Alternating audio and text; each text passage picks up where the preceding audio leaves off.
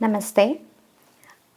ತೂಕ ಹೆಚ್ಚಾಗೋದು ಅಥವಾ ಬೊಜ್ಜು ಅಂತ ಏನು ಹೇಳ್ತೀವಿ ಅಥವಾ ಸ್ಥೂಲಕಾಯ, ಇದು ಇವತ್ತಿನ ಈ ಒಂದು ಸಮಾಜದಲ್ಲಿ ಮತ್ತು ಇವತ್ತಿನ ಜೀವನ ಶೈಲಿಯಲ್ಲಿ ಬಹಳ ಸಾಮಾನ್ಯವಾಗಿದೆ. ಈವನ್ ಇದು ಗರ್ಭಾವಸ್ಥೆಯಲ್ಲಿ ಗರ್ಭಿಣಿಯರಿಗೆ ಕೂಡ ಒಂದು ವ್ಯಾಪಿಸ್ಕೊಂಡಿದೆ ಅಂತಲೇ ಹೇಳ್ಬೋದು. ಸೊ ಗರ್ಭಾವಸ್ಥೆಯಲ್ಲಿ ತೂಕ ಜಾಸ್ತಿ ಆಗೋದ್ರಿಂದ ಅದು ತಾಯಿಗಷ್ಟೇ ಅಲ್ಲ, ಮಗುವಿನ ಮೇಲೆ ಕೂಡ ಒಂದು ಪರಿಣಾಮವನ್ನು ಬೀರತ್ತೆ ಅಥವಾ ಅಡ್ಡ ಪರಿಣಾಮವನ್ನು ಉಂಟು ಮಾಡಬಹುದು. ಕಾಲು ಭಾಗದಷ್ಟು ಗರ್ಭಿಣಿ ವ್ಯಾಧಿಯರಲ್ಲಿ ಏನಾಗ್ತಾ ಇದೆ ನಾವು ಇವತ್ತಿನ ದಿನಗಳಲ್ಲಿ ನೋಡ್ತಾ ಇದ್ದೇವೆ, ಅದಕ್ಕೆ ಒಂದು ಕಾಲು ಭಾಗದಷ್ಟು ವ್ಯಾಧಿಗಳು ಈ ತೂಕ ಹೆಚ್ಚಾಗುವಿಕೆಯಿಂದ ಅಥವಾ ದೇಹದಲ್ಲಿನ ಬೊಜ್ಜುವಿನಿಂದಾಗಿ ಕಾರಣ ಆಗ್ತಾ ಇದೆ. ಪ್ರೀ ಎಕ್ಲಾಂಪ್ಸಿಯಾ ಇರ್ಬೋದು ಅಥವಾ ಗರ್ಭಿಣಿಯರಾದಾಗ ಜೆಸ್ಟೇಷನಲ್ ಡಯಾಬಿಟಿಸ್ ಅಂತ ಏನು ಹೇಳ್ತೇವೆ ಅದಿರಬಹುದು, ಅಥವಾ ಹೈಪರ್ ಟೆನ್ಷನ್ ಇರ್ಬೋದು. ಸೊ ಇದೆಲ್ಲ ಕಾರಣಗಳು ತೂಕ ಹೆಚ್ಚುವಿಕೆಯಿಂದ ಆಗ್ತಾ ಇದೆ. ಗರ್ಭಿಣಿಯರ ಆಗುವ ಮೊದಲೇ ಯಾರಲ್ಲಿ ತೂಕ ಜಾಸ್ತಿ ಇರುತ್ತೋ ಅಂದರೆ ಬೊಜ್ಜಿರುತ್ತೋ ಅಂಥವರಲ್ಲಿ ಗರ್ಭಿಣಿಯರಾದ ಮೇಲೆ ಇದರ ಪ್ರಮಾಣ ನಾವು ಜಾಸ್ತಿಯಾಗಿ ನೋಡ್ಬೋದು. ಯೂಶ್ವಲ್ ಆಗಿ ಬಾಡಿ ಮಾಸ್ ಇಂಡೆಕ್ಸ್ ಅಂತ ಏನು ಹೇಳ್ತೀವಿ BMI, ಅದು 20ರಿಂದ 25 ಇರಬೇಕು ನಾರ್ಮಲ್ ಆಗಿ. ಈ ಗರ್ಭಿಣಿಯರಲ್ಲಿ 35ರವರೆಗೂ ನಾವು ನಾರ್ಮಲ್ ಅಂತಲೇ ಕನ್ಸಿಡರ್ ಮಾಡ್ತೇವೆ. ಈ 50ಕ್ಕಿಂತ ಹೆಚ್ಚಾದಾಗ, ಬಾಡಿ ಮಾಸ್ ಇಂಡೆಕ್ಸ್ 50ಕ್ಕಿಂತ ಹೆಚ್ಚಾದಾಗ ಅಂತಹ ಗರ್ಭಿಣಿಯರಲ್ಲಿ ನಾವು ಕಾಂಪ್ಲಿಕೇಶನ್ಸನ್ನು ಜಾಸ್ತಿಯಾಗಿ ನೋಡ್ತಾ ಇದ್ದೇವೆ. ಅಂದರೆ ನಾರ್ಮಲ್ ಡೆಲಿವರಿ ಆಗದೆ ಇರುವಂಥದ್ದು ಇರ್ಬೋದು, ಅಥವಾ ಗರ್ಭ ಧರಿಸಿದ ಕೂಡಲೇ ಅಬಾರ್ಷನ್ ಅಥವಾ ಮಿಸ್ಕ್ಯಾರೇಜ್ ಅಂತ ನಾವೇನು ಹೇಳ್ತೇವೆ ಅದು ಆಗುವಂಥದ್ದು ಇರ್ಬೋದು, ಅಥವಾ ಪ್ರಸವ ಪೂರ್ವವಾಗಿ ಡೆಲಿವರಿ ಡೇಟ್ಗಿಂತ ಮುಂಚೆನೇ ಡೆಲಿವರಿ ಆಗುವಂಥದ್ದು ಇರ್ಬೋದು, ಪ್ರೀಟಮ್ ಬರ್ತ್ ಅಂತ ಏನು ಹೇಳ್ತೀವಿ ಅದಿರಬಹುದು. ಮತ್ತು ಡೆಲಿವರಿ ಟೈಮಲ್ಲೂ ಕೂಡ ತುಂಬ ರೀತಿಯಾದಂತಹ ಕಾಂಪ್ಲಿಕೇಶನ್ ಆಗೋದಿರ್ಬೋದು, ಡೆಲಿವರಿ ಆದಮೇಲೆ ಅತಿಯಾದ ರಕ್ತಸ್ರಾವ ಆಗುವಂಥದ್ದು ಇರಬಹುದು. ಈ ರೀತಿಯಾಗಿ ಹಲವಾರು ಅಡ್ಡ ಪರಿಣಾಮಗಳನ್ನು ನಾವು ನೋಡ್ತಾ ಇದ್ದೀವಿ.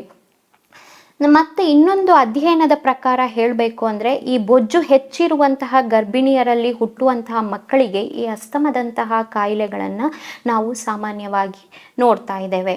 ಇದಕ್ಕೆ ಗರ್ಭಿಣಿಯರಿದ್ದಾಗ ಸರಿಯಾದ ರೀತಿಯಲ್ಲಿ ಪರೀಕ್ಷೆಗಳನ್ನು ಮಾಡಿಕೊಂಡು ಸರಿಯಾದ ಚಿಕಿತ್ಸೆಯನ್ನು ತಗೊಳ್ಳುವಂತಹದ್ದು ಬಹಳ ಪ್ರಮುಖ ಆಗತ್ತೆ. ಗರ್ಭಾವಸ್ಥೆಯಲ್ಲಿ ಇದ್ದಾಗ ಆದಷ್ಟು ಮಟ್ಟಿಗೆ ಇವತ್ತಿನ ಕಾಲದಲ್ಲಿ ಏನಾಗಿದೆ ಅಂತಂದರೆ, ಗರ್ಭಿಣಿ ಅಂತ ಹೇಳಿದ ಕೂಡಲೇ ಬೆಡ್ ರೆಸ್ಟ್ ಅಂತ ತೊಗೊಂಡ್ಬಿಡ್ತಾರೆ. ಇದು ಖಂಡಿತವಾಗಿಯೂ ತಪ್ಪು. ಹಿಂದಿನ ಕಾಲದಲ್ಲಿ ನೀವು ನೋಡಿರ್ಬೋದು, ಗರ್ಭಿಣಿಯರು ಯಾವುದೇ ರೀತಿಯಾದಂತಹ ರೆಸ್ಟ್ ಅಂತ ತಗೊಳ್ತಾ ಇರಲಿಲ್ಲ, ಎಲ್ಲ ಮನೆಯ ಕೆಲಸಗಳನ್ನು ತಾವೇ ಮಾಡ್ತಾ ಇದ್ರು. ಆದರೆ ಇವಾಗಿನ ಪರಿಸ್ಥಿತಿಯಲ್ಲಿ, ಇವಾಗಿನ ಜೀವನ ಶೈಲಿಯಲ್ಲಿ ಏನಾಗಿದೆ ಅಂದರೆ, ಗರ್ಭಿಣಿ ಅಂತ ಗೊತ್ತಾದ ಕೂಡಲೇ ಬೆಡ್ ರೆಸ್ಟ್ ಅಂತ ತೊಗೊಂಡ್ಬಿಡ್ತಾರೆ. ಯಾವುದೇ ರೀತಿಯಾದಂತಹ ಒಂದು ವ್ಯಾಯಾಮಗಳನ್ನು ಮಾಡದೇ ಇರುವಂಥದ್ದು, ಸುಮ್ಮನೆ ಕೂತ್ಕೊಂಡು ಯಾವಾಗಲೂ ತಿಂತಾ ಇರುವಂತಹದ್ದು ಮತ್ತು ರೆಸ್ಟ್ ಮಾಡೋದು. ಸೊ ಈ ಕಾರಣದಿಂದಾಗಿ ಏನಾಗ್ತಾ ಇದೆ, ದೇಹದಲ್ಲಿ ತೂಕ ಹೆಚ್ಚಾಗ್ತಾ ಇದೆ ಗರ್ಭಿಣಿಯರಲ್ಲಿ, ಮತ್ತು ಇದರಿಂದಾಗಿ ಅನೇಕ ರೀತಿಯಾದಂತಹ ತೊಂದರೆಗಳಿಗೆ ತಾನಲ್ಲದೆ ತನ್ನ ಮಗುವನ್ನು ಕೂಡ ತೊಂದರೆಗೆ ಒಳಪಡಿಸ್ತಾ ಇದ್ದಾಳೆ ಅಂತಲೇ ಹೇಳ್ಬೋದು. ಸೊ ಇಂಥ ಒಂದು ಗರ್ಭಿಣಿಯರಾದಾಗ ಯಾವ ರೀತಿಯಾದಂತಹ ಒಂದು ಕ್ರಮಗಳನ್ನು ತಗೊಳ್ಬೇಕು, ಈ ತೂಕ ಹೆಚ್ಚಾಗದೇ ಇರೋ ಥರ ಯಾವ ರೀತಿ ನೋಡ್ಕೊಳ್ಬೇಕು ಅನ್ನೋದನ್ನು ನಾವು ತಿಳ್ಕೊಳ್ಬೇಕಾಗತ್ತೆ. ಆಯುರ್ವೇದ ಶಾಸ್ತ್ರದಲ್ಲಿ ಗರ್ಭಿಣಿಯರಿಗೆ ಮಾಸಾನುಮಾಸಿಕ ಪರಿಚರ್ಯ ಅಂತ ಹೇಳ್ತಾರೆ. ಅಂದರೆ ತಿಂಗಳು ಯಾವ ರೀತಿಯಾದಂತಹ ಒಂದು ಆಹಾರ ವಿಹಾರಗಳನ್ನು ಪಾಲಿಸಬೇಕು ಅನ್ನೋದನ್ನು ಗ್ರಂಥಗಳಲ್ಲಿ ಚೆನ್ನಾಗಿ ವಿಸ್ತಾರವಾಗಿ ಹೇಳಿದ್ದಾರೆ. ಸೊ ಫಸ್ಟ್ ತಿಂಗಳಲ್ಲಿ ಅನುಪಸಂಸ್ಕೃತ ಕ್ಷೀರ ಅಂದರೆ ಪ್ರೋಸೆಸ್ ಮಾಡದೇ ಇರುವಂತಹ ಹಾಲನ್ನು ತಗೊಳ್ಬೇಕಾಗತ್ತೆ. 2 ಮತ್ತು 3ನೇ ತಿಂಗಳಲ್ಲಿ ಮಧುರೌಷಧ ಸಿದ್ಧ ಕ್ಷೀರ ಅಂದರೆ ಮಧುರೌಷಧಿಗಳನ್ನು ಹೊಂದಿರುವಂತಹ ಹಾಲನ್ನು ಕುಡಿಬೇಕಾಗತ್ತೆ. 4ನೇ ತಿಂಗಳಲ್ಲಿ ನವನೀತ ಅಂದರೆ ಬೆಣ್ಣೆಯನ್ನು ತಗೊಳ್ಳಿಕ್ಕೆ ಹೇಳಿದ್ದಾರೆ. 5ನೇ ತಿಂಗಳಲ್ಲಿ ಕ್ಷೀರಸರ್ಪಿ ಅಂದರೆ ಹಾಲು ಮತ್ತು ತುಪ್ಪವನ್ನು ಚೆನ್ನಾಗಿ ತಗೊಳ್ಳಿಕ್ಕೆ ಹೇಳಿದ್ದಾರೆ. ಆದರೆ ಇವತ್ತಿನ ದಿನದಲ್ಲಿ ಏನಾಗ್ತಾ ಇದೆ ಅಂತಂದರೆ, ಹಾಲು ಮತ್ತು ತುಪ್ಪವನ್ನು ತಗೊಂಡ್ರೆ ವೆಯ್ಟ್ ಜಾಸ್ತಿ ಆಗ್ತೀವಿ ಅಂತ ಅಂದ್ಕೊಳ್ತಿದ್ದಾರೆ. ಆದರೆ ಅದು ಖಂಡಿತ ತಪ್ಪು. ಹಾಲು ತುಪ್ಪದಿಂದ ಖಂಡಿತವಾಗಿಯೂ ತೂಕ ಜಾಸ್ತಿ ಆಗೋದಿಲ್ಲ. ಸೊ ಸೆಡೆಂಟ್ರಿ ಲೈಫ್ ಸ್ಟೈಲ್ ಅಂತ ಏನು ಹೇಳ್ತಾ ಇದ್ದೀವಿ ಅದರಿಂದ, ಮತ್ತು ಪ್ರೋಸೆಸ್ಡ್ ಫುಡ್, ತುಂಬ ಜನ ಪ್ರೋಸೆಸ್ಡ್ ಪ್ಯಾಕ್ಡ್ ಫುಡ್ಡನ್ನು ತಗೊಳ್ತಾರೆ. ಸುಲಭ ಆಗುತ್ತೆ ಅಂತ ಪ್ಯಾಕೆಟಲ್ಲಿರುವಂಥ ದೋಸೆ ಹಿಟ್ಟಿಂದ ದೋಸೆ ಮಾಡೋವಂಥದ್ದು, ಅಥವಾ ರೊಟ್ಟಿ ಚಪಾತಿ ಎಲ್ಲವೂ ಕೂಡ ಇವಾಗ ಪ್ಯಾಕ್ಡ್ ಫುಡ್ಡಲ್ಲಿ ಪ್ರೋಸೆಸ್ಡ್ ಫುಡ್ ಆಗಿ ಸಿಗ್ತಾ ಇದೆ. ಸೊ ಇದು ಕೂಡ ದೇಹಕ್ಕೆ ಒಳ್ಳೆಯದನ್ನು ಮಾಡೋದಿಲ್ಲ, ಮತ್ತು ಹುಟ್ಟುವ ಮಗುವಿಗೆ ಕೂಡ ಇಂತಹ ಪ್ರೋಸೆಸ್ಡ್ ಫುಡ್ಡು ಒಳ್ಳೆಯದಲ್ಲ. ಸೊ 6ನೇ ತಿಂಗಳಲ್ಲಿ ಗೋಕ್ಷೂರ ಸರ್ಪಿ ಅಂತ ಅಂದರೆ ಅದೊಂದು ಆಯುರ್ವೇದದಲ್ಲಿ ಹೇಳಿರುವಂತಹ ಒಂದು ಔಷಧಿ. ಇದರಿಂದ ಮಾಡಿರುವಂತಹ ತುಪ್ಪವನ್ನು ತಗೊಳ್ಳೋದ್ರಿಂದ ಈ ಪ್ರೀ ಎಕ್ಲಾಂಶಿ ಅಂತ ಏನು ಹೇಳ್ತೀವಿ, ಕಾಲಲ್ಲಿ ಊತ ಬರೋದು, ಹೈಪರ್ ಟೆನ್ಷನ್ ಆಗೋದು ಅಂಥದ್ದನ್ನು ಕೂಡ ನಾವು ತಡೆಗಟ್ಟಬಹುದು. 7ನೇ ತಿಂಗಳಲ್ಲಿ ಪೃಥಕ್ ಪರ್ಣ್ಯಾದಿ ಸಿದ್ಧ ಸರ್ಪಿ ಅಂತ ಹೇಳಿದ್ದಾರೆ. ಸೊ ಈ ರೀತಿಯಾಗಿ ತಿಂಗಳು ಯಾವ ರೀತಿಯಾದಂತಹ ಔಷಧಗಳನ್ನು ಮತ್ತು ಆಹಾರವನ್ನು ತಗೊಳ್ಬೇಕು ಅನ್ನೋದನ್ನ ಹೇಳಿದ್ದಾರೆ. ಇದು ನೀವು ವೈದ್ಯರ ಮಾರ್ಗದರ್ಶನದ ಮೂಲಕ ಸರಿಯಾಗಿ ಮಾಡೋದ್ರಿಂದ ಗರ್ಭಿಣಿಯರಲ್ಲಿ ಆಗುವಂತಹ ಅತಿಯಾದ ಬೊಜ್ಜು ಅಥವಾ ತೂಕ ಹೆಚ್ಚುವಿಕೆ ಅಥವಾ ಇನ್ನಿತರ ವ್ಯಾಧಿಗಳನ್ನು ತಡೆಗಟ್ಟೋದಕ್ಕೆ ಕೂಡ ಸಹಾಯ ಮಾಡುತ್ತೆ. ಮತ್ತು ಸರಿಯಾಗಿ ಪರೀಕ್ಷೆಗಳನ್ನು ಮಾಡಿಸ್ಕೊಳ್ಳುವಂಥದ್ದು 5ನೇ ತಿಂಗಳಲ್ಲಿ ಯೂಶ್ವಲಿ ಮಧುಮೇಹದ ಪರೀಕ್ಷೆಯನ್ನು ಮಾಡೋದು ಅಥವಾ 7ನೇ ತಿಂಗಳಲ್ಲಿ ಅದನ್ನು ಸರಿಯಾದ ಸಮಯದಲ್ಲಿ ಮಾಡಿಕೊಳ್ಬೇಕಾಗತ್ತೆ. BP ಮಾನಿಟ್ರಿಂಗ್ ಮಾಡೋದು ಅಂತ ಏನು ಹೇಳ್ತೀವಿ, ಅಂದರೆ ಹೈಪರ್ ಟೆನ್ಷನ್ ಇದೆಯಾ ಇಲ್ವಾ ಅಂತ ಚೆಕ್ ಮಾಡೋ ಅಂಥದ್ದು, ಅದನ್ನು ಕೂಡ ಸರಿಯಾಗಿ ಮಾಡಿಸ್ಕೊಳ್ಬೇಕಾಗತ್ತೆ. ಈ ತೂಕ ಹೆಚ್ಚುವಿಕೆಯಿಂದ ಜೆಸ್ಟೇಷನಲ್ ಡಯಾಬಿಟೀಸು, ಹೈಪರ್ ಟೆನ್ಷನ್ನು ಇಂತಹದ್ದು ತುಂಬ ಕಾಮನ್ ಆಗಿರೋ ಕಾರಣ ಸರಿಯಾದ ಪರೀಕ್ಷೆಯನ್ನು ಮಾಡಿಸ್ಕೊಂಡು ಸರಿಯಾದ ತಿಂಗಳುಗಳಲ್ಲಿ ಸರಿಯಾದ ಪರೀಕ್ಷೆಯನ್ನು ಮಾಡಿಸ್ಕೊಂಡು ಸರಿಯಾದ ಚಿಕಿತ್ಸೆಗಳನ್ನು ತಗೊಳ್ಳೋದು ಬಹಳ ಮುಖ್ಯ ಆಗತ್ತೆ. ಅಷ್ಟೇ ಅಲ್ಲದೆ ನಮ್ಮ ಇದರಲ್ಲಿ ಮೆಡಿಟೇಷನ್ನು, ಪ್ರಾಣಾಯಾಮ ಮತ್ತು ಸುಲಭವಾದಂತಹ ಯೋಗಾಸನಗಳನ್ನು ಕೂಡ ಗರ್ಭಿಣಿಯರು ಮಾಡ್ಬೋದಾಗಿದೆ. ತುಂಬ ಸ್ಟ್ರೆಸ್ಫುಲ್ ಆಗಿರುವಂತಹ ಯಾವುದೇ ಆಸನಗಳನ್ನು ಮಾಡಬಾರ್ದು. ವೈದ್ಯರ ಒಂದು ಮಾರ್ಗದರ್ಶನದಲ್ಲಿಯೇ ಗರ್ಭಿಣಿಯರು ಯೋಗಾಸನಗಳನ್ನು ಮಾಡಬೇಕಾಗತ್ತೆ. ಸೊ ಎವ್ರಿ ತಿಂಗಳಂದರೆ ಟ್ರೈಮಿಸ್ಟರ್ ವೈಸು ಯೋಗಾಸನಗಳನ್ನು ಹೇಳಿದ್ದಾರೆ.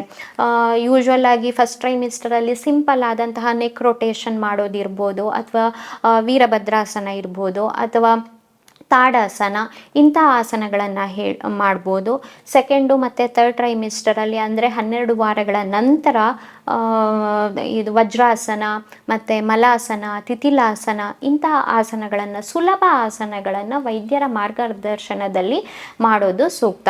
12ನೇ ವಾರದ ನಂತರ ಆದಷ್ಟು ಮಟ್ಟಿಗೆ ಈ ಸಮವಾಗಿ ಅಂದರೆ ಸುಪೈನ್ ಪೊಸಿಷನ್ ಅಂತ ಏನು ಹೇಳ್ತೀವಿ ಅದಲ್ಲಿ ಮಲ್ಕೊಂಡು ವ್ಯಾಯಾಮವನ್ನು ಮಾಡೋದನ್ನು ಅವಾಯ್ಡ್ ಮಾಡಬೇಕು. ಇದರಿಂದ ಏನಾಗುತ್ತೆ ಅಂದರೆ ವೀನಾ ಕೇವಲ್ ಕಂಪ್ರೆಷನ್ ಆಗಿ ಅಂದರೆ ಮಗುವಿಗೆ ಹೋಗುವಂತಹ ರಕ್ತ ಸಂಚಾರದಲ್ಲಿ ವೈಪರೀತ್ಯಗಳಾಗಬಹುದು. ಇದರಿಂದ ಮಗುವಿನ ಗ್ರೋತ್ ಅಂತ ಅಂದರೆ ಬೆಳವಣಿಗೆಗೂ ಕೂಡ ಅಡ್ಡಿಯಾಗಬಹುದು. ಆದ್ದರಿಂದ 12 ವಾರಗಳ ನಂತರ ಆದಷ್ಟು ಲೆಫ್ಟ್ ಲ್ಯಾಟ್ರಲ್ ಪೊಸಿಷನ್ ಎಡಬದಿಯಲ್ಲಿ ಮಲ್ಕೊಳ್ಳೋದು ಮತ್ತು ಎಡಬದಿಯಲ್ಲಿ ತಿರುಗಿ ಮಾಡುವಂತಹ ಒಂದು ಮಿತವಾದಂತಹ ಒಂದು ವ್ಯಾಯಾಮಗಳನ್ನು ಮಾಡಬಹುದಾಗಿದೆ. ಸೊ ಗರ್ಭಿಣಿಯರು ಅಂತ ಅಂದ್ಕೊಂಡು ಯಾವಾಗಲೂ ರೆಸ್ಟಲ್ಲೇ ಇರಬಾರ್ದು. ಅವರು ಕೂಡ ತಮ್ಮ ದೈನಂದಿನ ಚಟುವಟಿಕೆಗಳು ಏನಿದೆಯೋ ಅದನ್ನು ನ್ಯಾಚುರಲ್ ಆಗಿ ಮಾಡ್ಕೊಂಡು ಹೋಗಬೇಕು. ಸೊ ಪ್ರೆಗ್ನೆನ್ಸಿ ಅನ್ನೋದು ಅಥವಾ ಗರ್ಭಾವಸ್ಥೆ ಅನ್ನೋದು ಇಟ್ ಈಸ್ ಅ ಸಹಜ ಪ್ರಕ್ರಿಯೆ, ಇಟ್ಸ್ ಅ ಫಿಸಿಯೋಲಾಜಿಕಲ್ ಥಿಂಗು.